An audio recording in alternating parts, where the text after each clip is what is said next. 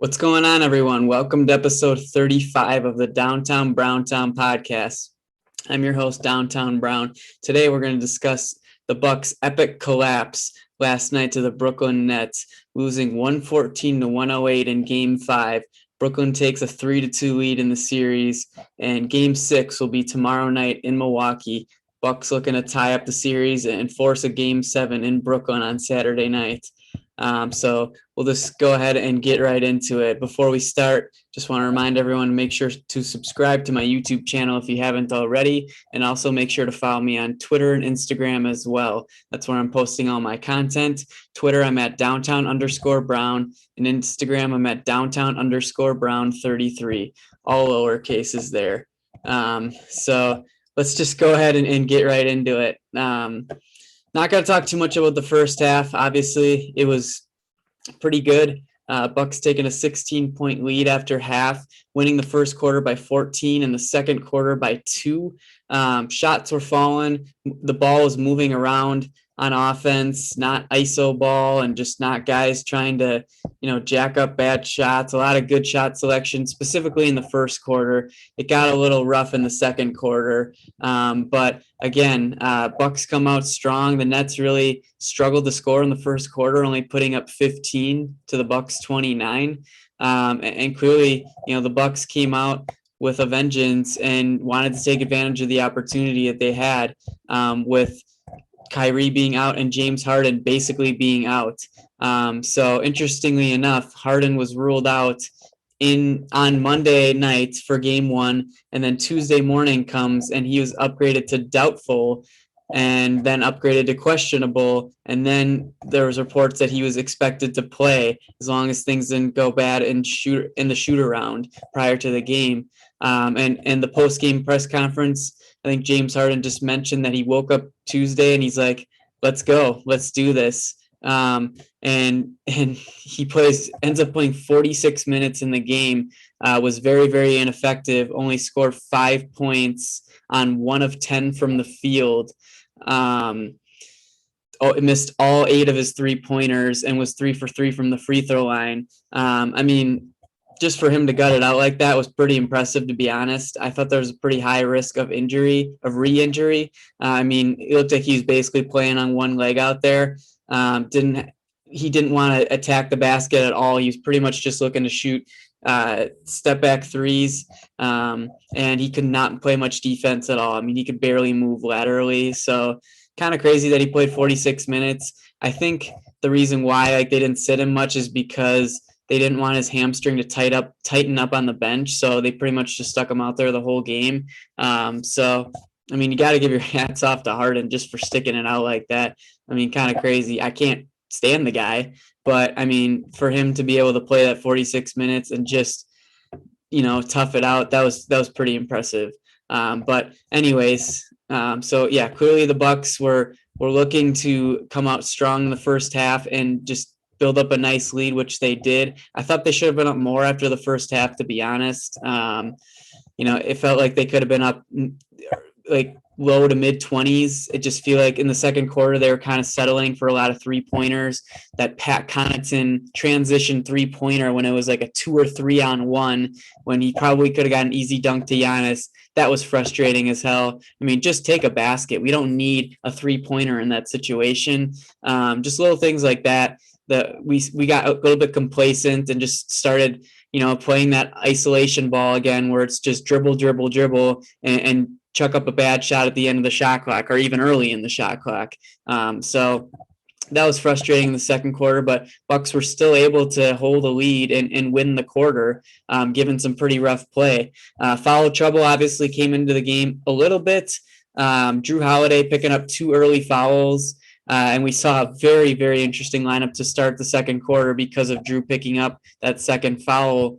I think it was right at the end of the first. We saw Elijah Bryant, Pat Connaughton, and Bryn Forbes in there with 2 of the starters. I can't quite remember which ones, but that lineup obviously didn't do too well. We lost it was 3 minutes where Elijah Bryant was in. We lost those minutes by 5 points. It didn't kill us that much, but to stick that kind of a lineup out there in a a series altering game just didn't make a whole lot of sense to me. I think we panicked a little bit in terms of the foul trouble. But again, I think the Bucks just got a little too complacent in the second quarter and just started jacking up bad shots and weren't playing their game and doing what they're best at from an offensive perspective.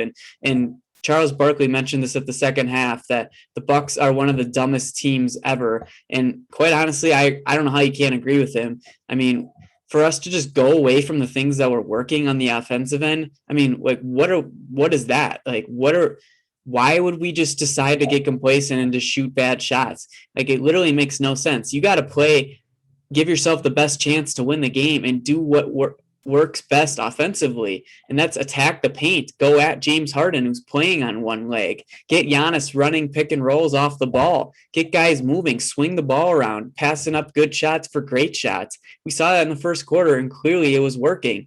And then just to go away from that and just play this isolation hero ball, it just doesn't make sense. I just don't get what the Bucks are doing, and it cost them the game. So we'll start in the second half here.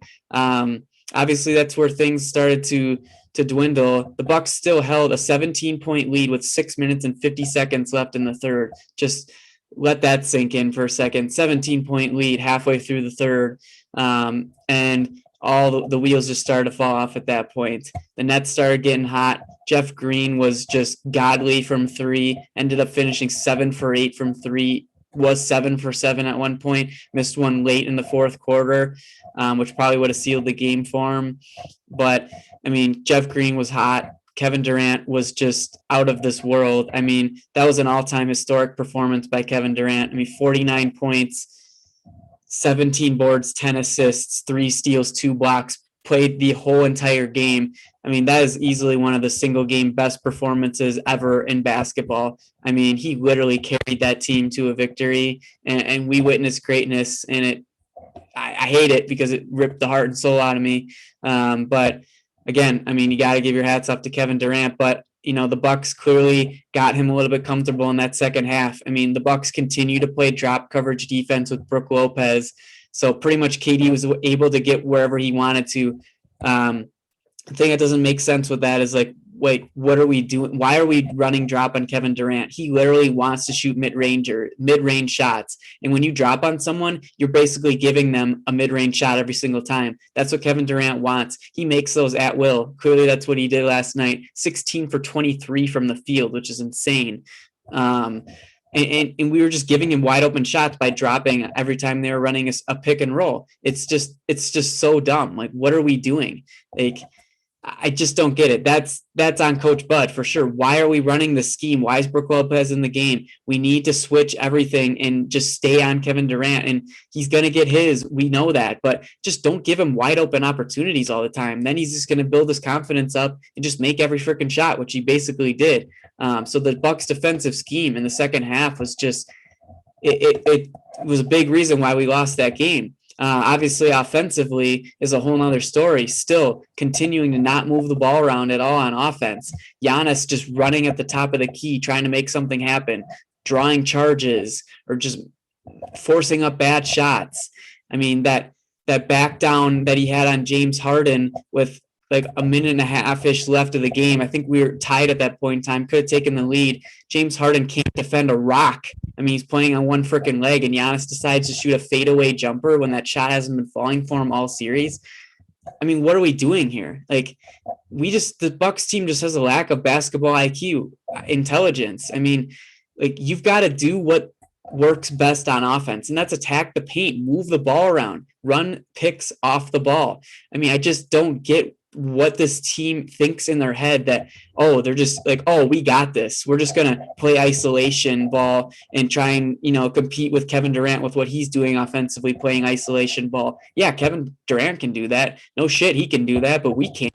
So why are we trying to match that? It just doesn't make any sense. And the Bucks just, you could tell, I mean, that I think they lost that game in the third quarter. They started slipping in the second half of that third quarter. The Nets win that quarter by 10. We still hold a 6-point lead at the end of the fourth, but they come out strong in the fourth and tie it pretty quickly, a couple minutes in to the fourth quarter. And really at that moment, it just, you could just tell the players were feeling it. They were nervous. They're like, oh boy, this is happening again. What happened in 2020 against the Heat in the bubble? What happened against 2019? Excuse me, against the Raptors. The same exact thing happened again. I mean, the Bucks just collapsed in an epic fashion, and they were feeling it. They were feeling nervous. They weren't ready for the moment. It was too big for them, and they just absolutely collapsed. And it just happens year after year in the Budenholzer era. Every single year in the postseason, this has happened. Toronto was terrible. The bubble was a bunch of bullshit. I mean, whatever. We got our asses kicked. I don't really consider that one as bad. We just stunk in the bubble. It is what it is. We got screwed over by the whole COVID thing anyways. But regardless, I mean, that bubble was just a joke, and we just stunk and got our ass kicked. I think the Bucks had other things on their minds when they were down there.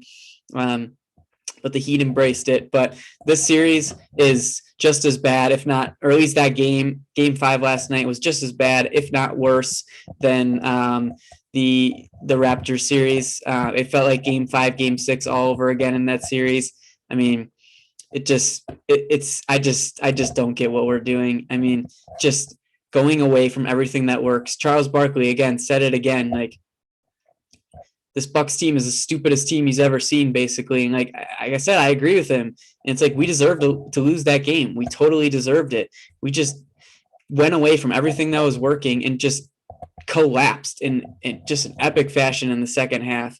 I mean, there's a lot that went into that. Again, the Bucks offense, I think, was the biggest reason why we lost the game. The defense from Brook Lopez dropping on Kevin Durant, that's pretty close to it. But those are the two biggest things for me. I know the officiating wasn't great. It certainly didn't help, but we pretty much all knew that the Nets were going to get calls in that game, especially when Steve Nash was going at the refs in the post-game press conference of Game 4, just saying that PJ Tucker's defense was borderline non-basketball physical against Durant, which is fucking stupid, to be honest. I don't know how you can say that.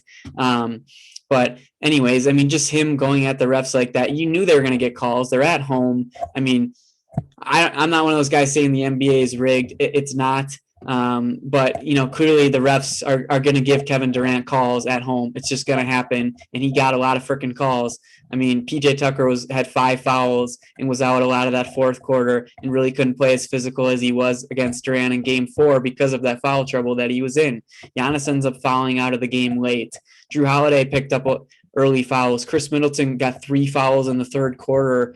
Brook Lopez picked up some fouls and was in foul trouble as well. I mean, the refs didn't help. There's no doubt about that. James Harden got some bullshit calls that were just ridiculous. His signature move is just grabbing other guys' arms and acting like it's the defensive player that's causing a foul when it's really Harden initiating the contact, which is just fucking stupid. But anyways, the refs didn't help, but they are not the reason the Bucks lost this game. The Bucks just flat out beat themselves. There's no doubt about it. They just absolutely choked in a dramatic fashion, and it's just devastating. I mean, it happens year in and year out in the Budenholzer era, and I can't I can't take it anymore. It just sucks. That was their opportunity. This was their defining moment, as I said in my last podcast. As Charles Barkley again said at the end of Game 4 when they knew that Kyrie was probably going to be out. This is the Bucks' defining moment. This is the best opportunity to close out the series, win a winnable Game 5 in Brooklyn when we presumably thought it was just Kevin Durant, but it basically was. James Harden couldn't do anything out there. And what do? We lose this game and just choke miserably. So it's tough. It's really, really tough. I mean, there's other facets to the game that we can talk about. I mean, again, the defense on Kevin Durant just made no sense. I mean, that was a huge reason why we lost the game. And like I said earlier, I think the offense, just the lack of movement of the ball was the biggest one for me. You can also point to some other things like just Coach Bud in general. He's getting a lot of blame, which obviously he deserves some blame. But at the end of the day, for me, it mostly falls on the players. And that's kind of how I felt the last few playoff runs. I mean, yeah, like last year in the bubble, Coach Bud was not playing the starters enough, specifically our big 3 at the time, Giannis, Bledsoe, and Middleton. But I mean, again, the players just choked. They just couldn't get it done. Excuse me. Same thing in the Raptors series. We had every opportunity to win every one of those games besides game 4 when we got blown out in Toronto. Game 3, double overtime. The players just couldn't get it done. They were in position to win the game, and they just couldn't do it. Game 5 at home, same exact thing. Just they were right there at the end of the game, just couldn't close it out. Same thing in game 6. They had a 12-point lead, I think it was, maybe even a 15-point lead, like halfway into the third quarter, just like game 5 last night. And what do? Choke again. I mean, that's got to come down to the players for me. I mean, as Giannis played a great game, but again, he couldn't close it out. I mean, 34 points for Giannis in 42 minutes, 14 for 22 from the field, was 2 for 4 from 3, 4 of 7 from the free throw line, 12 boards, 4 assists, 1 steal, and 2 blocks. I mean, he played well. It's hard to rip on a guy who puts up 34 points in 42 minutes, shooting efficiently from the field. It's really hard to do that. But again, at the end of the day, that back down he had on James Harden when the game was tied and we could have taken a lead, which would have been huge. And he just decides to shoot a fadeaway mid-range shot when James Harden couldn't fucking defend anything at that point in time because he's playing on one leg. I mean, that's just poor basketball IQ by Giannis. And then again, it was with like 12 seconds left. We were down 2. Middleton has a great drive, forces Jeff Green to bite on his pump fake shot and dishes a little pass to Giannis, and he just fumbles the pass. He would have had an easy dunk. I just watched a replay of that on Twitter before I recorded. He would have had an easy dunk, and it would have been a tie game. Granted, doesn't mean the Bucks would have won the game, but clearly the Brooklyn Nets, Kevin Durant probably would have hit a game winner at that point, but still, we could have had a chance to stop them and force overtime. Anything could have happened there. We might have been able to pull that game out. But again, I mean, Giannis just fumbling the ball. I mean, you just can't do that. I mean, you've got to hold on to that ball and just dunk it and tie the game up. I mean, it's just crunch time plays like that from Giannis. It's like he had a pretty solid game all around. I mean, again, he had some poor shot selection and just settling for things too much and trying to drive a little too much at times and drawing some offensive fouls. But again, it's just late game executing. That's when your superstar has to take over the game. And he just couldn't do that. And we've seen that each of the last 3 playoff runs. And again, it's tough. You know, like it begs that question I mentioned after my game 2 pod. It's like, is Giannis capable of being the number 1 on a championship team? I think he can be, but right now he has not proven to be that guy. I totally think he could do that even this year. We're still not out of the series, but again, it's just, we haven't seen it. So until we see it, you've got to question it. And that's how I feel about Giannis. He's a fucking great player. I mean, he deserves all the credit that he's gotten, but he definitely deserves a nice chunk of the blame for the loss last night. Specifically, those 2 plays I just mentioned, the fadeaway jumper on Harden and him fumbling the pass from Middleton to tie up the game right at the end. So, I mean, those are 2 hugely important plays that just he collapsed and couldn't get it done. So Giannis definitely deserves some blame there. We'll talk Chris Middleton a little bit. 45 minutes for him, 25 points, 8 for 22 from the field, 3 of 10 from 3, hit 6 of 7 free throws, 4 boards, 5 assists, 1 steal, and 1 block. Not a super efficient night shooting from Chris, especially from 3, only 30%, but I don't think he played that bad. I mean, 45 minutes for him, putting up 25 points, hit some big shots. I don't think he played that bad at all. I mean, could he have been better? Sure, he could have. But is that loss on Chris Middleton? I don't think it is at all. I don't think that he could have made a couple more shots, but he, for the most part, stepped up in that game and played well and did what he had to do to put us in position to win the game. So, again, I'm not going to put really any of the blame on this loss for Chris Middleton. Who I will put some of the blame on is Jrue Holiday. 34 minutes for Jrue, 19 points, 7 for 16 from the field, 3 of 7 from 3, hits both free throws, 3 boards, 8 assists, and 1 steal. Jrue came out hot, started making shots. His 3 was falling early, and it was looking great. And it's like, okay, is this going to be the Jrue Holiday game? Like, our game plan should have been all along is attack Harden. Like, what they did is they had Harden guarding PJ Tucker because he's the least involved player and the Bucks starting lineup from an offensive perspective. So they just wanted to hide Harden on PJ Tucker. But I still think there could have been ways that we run these like double screens to, get Harden on the primary ball handler like Kevin Durant was doing. Like there were so many times where Kevin Durant would just take the ball up the court right away. They would run a double screen, and who would end up being on him? Pat Connaughton, and he would just fucking roast him every single time. So it's just like there's ways to get any defender that you want on the ball pretty much by running like double screens or off ball screens or whatever. So I don't think the Bucks went after Harden clearly enough. I mean, he couldn't defend anything. There was multiple times where like Drew, Chris, or Giannis were like bulldozing into the paint and had an easy bucket, and Harden literally just swiped at the ball and didn't move at all. It's like you got to go at the guy every possession, literally. I don't get why you wouldn't do that. And I know they were trying to hide him, but like I said, there's ways to get him on the ball as the primary ball defender. So it's just that was a big mistake by the Bucks. But back to Drew Holiday. Again, starts the game off well, shooting it well, but specifically in that fourth quarter, he absolutely melted offensively. I mean, there were multiple plays where he was dribbling the ball the whole possession, and he just was trying to take on Kevin Durant one-on-one. I think it was 4 different times he tried to take Kevin Durant one-on-one, their best on-ball defender, a basically 7-footer who's a pretty good shot blocker, and Drew just he put up terrible shots every single time, didn't make one of them. And it was just a joke. It's like, Drew, what are you doing? Like, don't just try to be the hero here. Move the ball around.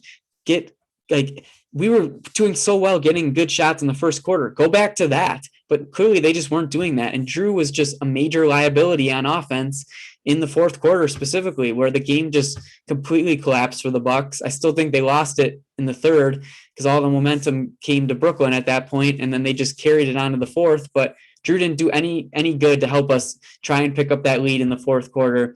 And it was bad. Drew Holiday was really, really bad last night.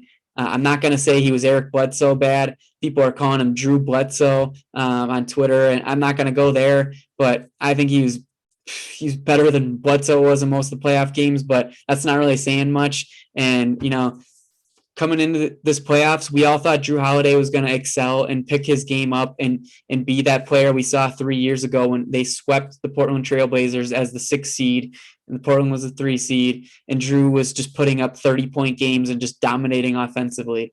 He's not that player right now. I don't know if he still has it in him. I sure hope he does, but clearly he has not picked up his game in the playoffs really at all this season. He's only put up 20 points once in the playoffs. That was game 1 of the Miami series. And he just has not played well at all offensively in the whole playoffs, and it's a big disappointment. I mean, we signed Drew Holiday to a max contract extension before this playoffs, and I still love it. I still think he's a great player, but he has not lived up to that contract at all, and he's got to be better. And he just was not good at all in that fourth quarter, and a big reason why we lost that game. Another one for me is just lack of production from pretty much everyone else. I mean, Brook Lopez puts up 15 points in 36 minutes, shot pretty well, 6 for 10, 3 of 5 from 3. That's a good performance for him. But other than that, I mean, we got nothing from any of the role players pretty much, besides Pat Connaughton, who I thought played very well in the first half, was pretty awful in the second half. I mean, who wasn't for the most part, but he was just getting attacked by Kevin Durant and time again on defense, and it ended up just being a liability for the Bucks. 32 minutes for Pat, 10 points, 4 of 7 from the field, 1 of 3 from 3, 6 boards, 1 assist, and 1 block for Pat. I mean, not a bad game, but he was getting exposed on the defensive end in the second half, and that just certainly didn't help our chances in that game. And that's really when KD started to get his momentum in the third quarter, when he was just going at Pat Connaughton every single time because they were getting him on the ball, and he would just score at will. So nothing from the role players really at all. I mean, PJ Tucker, 33 minutes, 0 points. You can't have that from a guy playing 33 minutes. You just can't. I mean, he wasn't effective at all in the game. I mean, he was not defending Kevin Durant well at all in the game. I mean, they were calling a lot more fouls, but like game 4, he got in Kevin Durant's head and really frustrated him. Game 5, it was the exact opposite. Kevin Durant was just cooking PJ Tucker. He couldn't stay with him. I mean, there were times where he tested it well, but Kevin Durant's just like the best offensive player maybe ever. So he was just going to he was going to score a lot of those opportunities. The shots are going to fall for him a lot of the time, and they certainly were last night. But PJ Tucker just had no impact on the game whatsoever, and it was just a clear liability for the Bucks. Again, then look at the bench. We pretty much ran a 7-man rotation with the starters, and then Pat Connaughton getting 32 minutes, Bryn Forbes 13, 5 points for Bryn, 2 for 3 from the field, made his only 3-pointer. Didn't really give you much. He was getting cooked on the defensive end as well. Only played 3 minutes in the second half, so not much from Bryn. Some people are going to look at not playing Bobby Portis a single second in the game as a mistake. Didn't really quite make sense to me. I don't really get it. I mean, you should have just given him an opportunity, especially in the second half when things just weren't going well. I mean, Bobby's a guy that you can kind of run some ISO with him, and he's going to be able to put up buckets. I don't want them to do that. I don't want them to keep playing that ISO ball, but if we're just struggling to score, I mean, give the ball to Bobby Portis. He's going to be able to score baskets. Bobby Buckets, as we all know him. And I don't think he's too much of a liability on defense. I mean, we saw him give the Bucks a huge spark in the first quarter of Game 4 from a defensive perspective, 2 blocks on Kevin Durant early on in that game. And I think Bobby can switch pretty well on defense. You shouldn't drop with him. Again, you should never drop on Kevin Durant because it's literally just asking for him to put up 50 points. I mean, that's just an absolute joke that Bud would do that. But again, Bobby Portis, I think he should have got at least an opportunity in the second half. Like, just try something else. Like, Pat Connaughton wasn't working in the second half. I mean, try Bobby Portis, try Bryn Forbes a little bit more. I mean, I just don't get like why we don't switch things up. And, you know, it's just frustrating that we didn't at least give Bobby Portis an opportunity. And it kind of concerns me once we get to the offseason at some point, like, is he going to leave because of this? You know, Wesley Matthews left the Bucks last season because he didn't get much opportunities in the playoffs, didn't get much minutes, specifically in that Miami series when Bud was so fucking stupid and didn't have Wesley Matthews guard Jimmy Butler when he was cooking us all series. And Wesley Matthews was the only fucking guy on the court that could actually somewhat defend Wesley Matthews. So hats off to Bud for just great rotation management there. Forces Matthews to leave, which maybe was a blessing because he stunk this year. Actually was okay towards the end of the year, but wasn't that great. Didn't shoot it well at all from 3, but whatever. I mean, I'm just saying that could lead Bobby Portis to leave in the offseason and not even want to come back to the Bucks. I know he's praised the Bucks all season, has really enjoyed being a Buck, but I mean, that right there, especially if he doesn't play in Game 6 and the Bucks go home, like, that's the end of Bobby Portis' run in the Bucks, and he could just say, fuck this, I'm out of here. So just doesn't make sense from Bud. Like, Bobby can make an impact in the game. I think he should have gotten an opportunity. If he stunk, take him out. I mean, Brook Lopez wasn't giving you anything. Yeah, he shot pretty well, but he was just getting cooked on defense every single play. So it's like, bring Bobby Portis in there, switch 1 through 5, run Giannis at the center. That lineup was crushing it in Game 4. Not Bobby Portis in there, but Giannis at the center with PJ at the 4. Then like Middleton, Drew, and Connaughton. I think that was like their key lineup for them. That absolutely crushed it. Didn't go to that much. Just, I mean, PJ Tucker's foul trouble was part of it, but still, just doesn't make any sense. So those are the big things for me. I'll touch on Coach Bud now. Obviously, he didn't help the Bucks at all in this game. I don't think he's the primary reason that we lost, but he's certainly a nice reason, a decent chunk. He gets a decent chunk of the blame. I think it still falls on the players for the most part. But again, Bud didn't do much to help. The drop coverage defense from Brook Lopez, that's Coach Bud. He needs to scheme the defense, and he put the fucking worst possible defensive scheme out there, and it just absolutely destroyed us in the second half. And just not like getting the guys to run plays on offense, move the ball around. I mean, some of that's on Coach Bud. I think a lot of it's on the players. I mean, they could do that if they wanted to, regardless of what Coach Bud would tell them. But again, I think he's got to push them more to do that. So that's on Coach Bud too, not switching up his rotations a little bit. Just giving Bobby Portis an opportunity, maybe playing Forbes more, just switching things up a little bit. That's definitely on Coach Bud too. I mean, people are always going to look at how much the big 3 on the Bucks are playing. I mean, Giannis gets 42 minutes, Chris gets 45, Drew gets 34. A lot of that for Drew only getting 34 was the foul trouble that he had early on in the game. Excuse me. But again, I mean, 42 from Giannis, I'm not going to complain with that. I mean, I'm really not. Like, sure, could he have gotten a few more minutes? Yeah, I think he could have, but would that have won us the game? I'm not quite sure. I mean, the Bucks probably would have collapsed either way. Most of his, like, I think Giannis played 22 or 23 minutes in the second half. So, like, the majority of his minutes that he didn't play were in the first half, which is fine. Whatever. Give him a few minutes to rest. That's okay. 42 minutes. I'm not going to complain about that with Giannis. Like, people are like, oh, well, Kevin Durant played all game. He had to. I mean, he literally had to.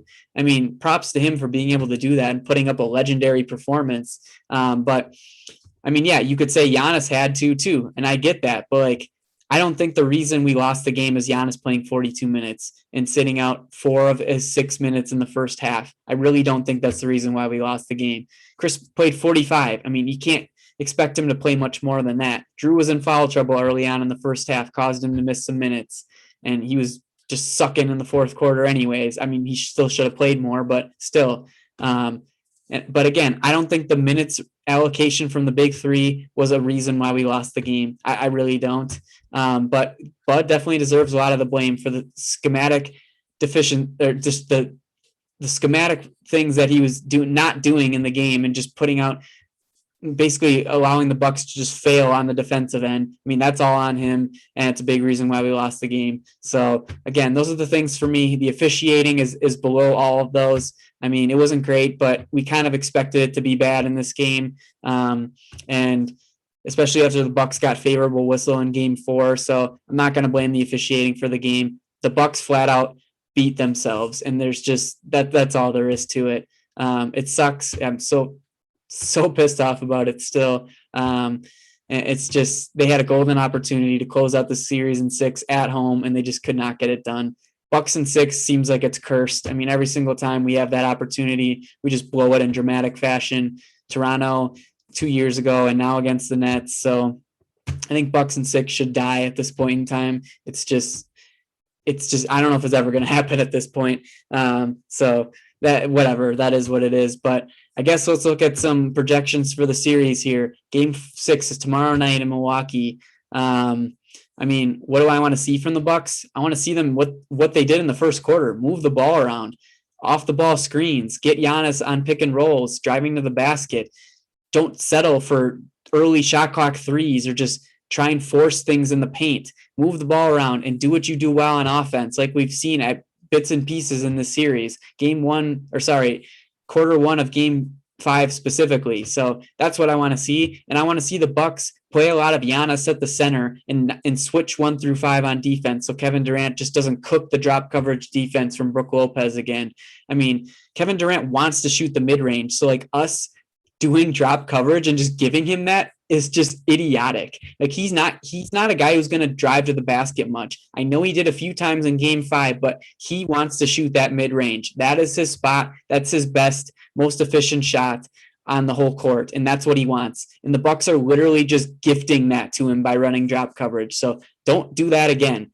Like, switch 1 through 5, get in his face. And how about we throw Giannis at KD a little bit more? That was another big thing that I forgot to mention that fans are very upset about, is why didn't Giannis guard KD at all? I get it. He should have at some point, because you just have to try it when he's cooking everyone else. Like, Chris Middleton was guarding him a lot in the fourth quarter, and I don't think he did a terrible job. Kevin Durant's just so freaking good on the offensive end. But again, the drop coverage just made no sense, and that was really what was killing us. I think Giannis should guard Kevin Durant at times in this game. Maybe not the whole game. We don't want him to pick up a couple early fouls. I still think we need to try PJ Tucker earlier on in the game. But if he's getting cooked, like, give PJ less minutes, especially if he's not giving us anything offensively. Give him less minutes. Let Giannis guard KD more. Play those small ball lineups with Giannis at the center and switch every single screen that you get, so Kevin Durant isn't just getting wide open mid-range shots. That's what I want to see in this game. Do I think the Bucks can win game 6? I do. I really think they can. I mean, they're at home. They've played pretty well at home in this series. Game 3 was a crapshoot, but they still pulled it out. Game 4, they played really well. Obviously, it helped that Kyrie went down and Harden was already out, but still, Bucks played well in that game. So do I think they can win game 6? I really do. Do I expect it? I don't expect it. I mean, I've lost pretty much all confidence in the series after that just absolutely gut-wrenching loss last night. I don't have any confidence that they're going to win game 6, but I really think they could win it, and they should win it. I mean, Harden, is he going to be any healthier? There's no way he's going to be any healthier. I mean, dude just played 46 minutes. I mean, he's got to be hurting a little bit. He's going to play, though. They already said Harden will play in game 6. Kyrie's already been ruled out. And Woj reported that he's expected, or the Nets are expecting Kyrie to be out the whole series. So that's big for the Bucks, obviously. So, yeah, the Bucks should win this game. They should have won game 5 easily with a 16-point lead. 6.5 minutes left in the third quarter. They should have won that game, but they choked. But again, Bucks are at home. They should definitely win this game, and I think they can. I'm just not confident about it at all because of what we saw last night. And we've seen the last 3 playoff runs. So do I expect KD to score 49 points again? I don't. But Joe Harris has been ass this whole series. I mean, he was terrible last night.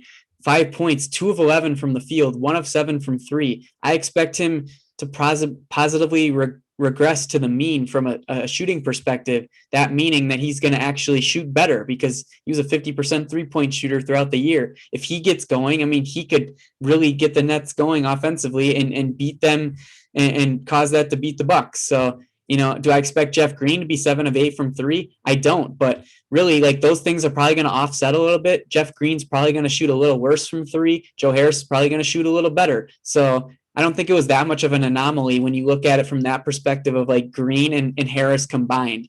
Like, I think it's going to be similar production in game 6. So again, it's going to be a similar game. I don't know if Kevin Durant's going to go off like that again, but he certainly could. And we'll see what James Harden gives them. 5 points. Is he going to have more than that? Probably. I mean, I would expect a couple more, he only made 1 shot, so I expect him to make more shots in this game. I don't think he's going to go off because, again, he just can't explode to the basket, and that's where he's at his best, drawing fouls, getting to the free throw line, one of the best free throw shooters in the game. So I don't think he's going to be able to give them that much. And it comes down to the role players. Blake Griffin hasn't been great the last few games. Bruce Brown hasn't done much. Shamit's been okay. Mike James hasn't done much either. Excuse me. So again, anything can happen in this game, but the Bucks certainly should win the game. I think they opened up as like 5.5 point favorites. And I think they can certainly win it. Again, another thing we need to do is go at James Harden all the time on defense or on offense. Go at him. He can't defend anything. Got to go at him, get him on the ball somehow, doing some double screens, whatever you got to do, and get him on the ball and just drive to the basket every single time. Like that just seems like it's too easy. So again, those are some things I'd like to see. The Bucks certainly can win game 6 and force a game 7 Saturday night in Brooklyn. I mean, I don't even know if I could handle watching a game 7. Obviously I would watch it. I mean, what are we talking about here? Of course I'm going to watch a game 7 if it happens. But I just don't know if I could handle it. I mean, that game last night was just, I'm still not over it. I don't know if I ever will be, especially if we don't lose or if we don't win this series. It's just going to combine with that Raptors collapse 2 years ago. Packers collapse this year. I mean, Wisconsin sports at its finest for you. But again, just tough. And I think the Bucks can definitely force a game 7 and we'll see what happens. I'll be there tomorrow night. We'll see what happens. So again, just want to thank you guys for watching. That's all I've got for you. Again, make sure to subscribe to my YouTube channel if you haven't already. Forgot to show off earlier. I just got my new Giannis jersey, looking sick as hell. Super pumped about that. I'll be wearing that at the game tomorrow. So again, see what happens, and hopefully the Bucks season does not end tomorrow night at home. So and we hopefully can force a game 7 and somehow win that. But we'll see what happens. And either way, I'll be recapping the game, and hopefully it's not a season-ending podcast. So thanks again, guys. Go Bucks.